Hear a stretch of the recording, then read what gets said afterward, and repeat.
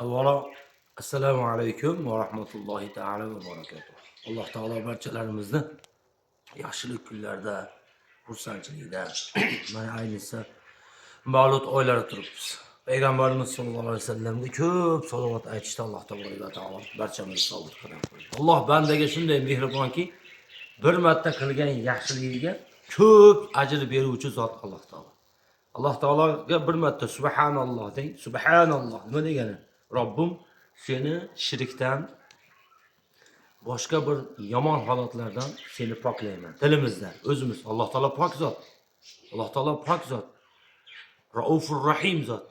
Lekin bizi tilimizda Alloh taologa subhanalloh deyishligimizda Robbul alamin bizga bitta aytganimizga 10 marta subhanalloh dedi degan savobni yozdirib qo'yadigan zot Robbul alamin.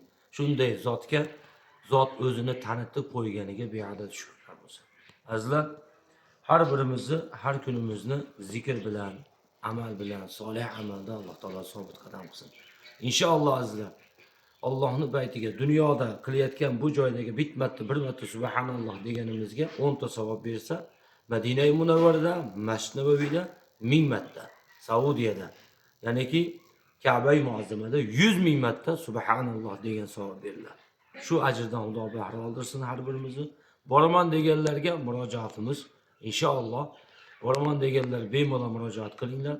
İnşallah 3 sentyabrga reyslarimiz bor. 3 sentyabr o'zim billa shu O'zbekistondan olib ketaman. Boraman deganlar bemalol murojaat qilinglar. Xizmatda o'zimiz bo'lamiz. İnşaallohu taala. Assalomu alaykum va rahmatullohi taala va barakatuh.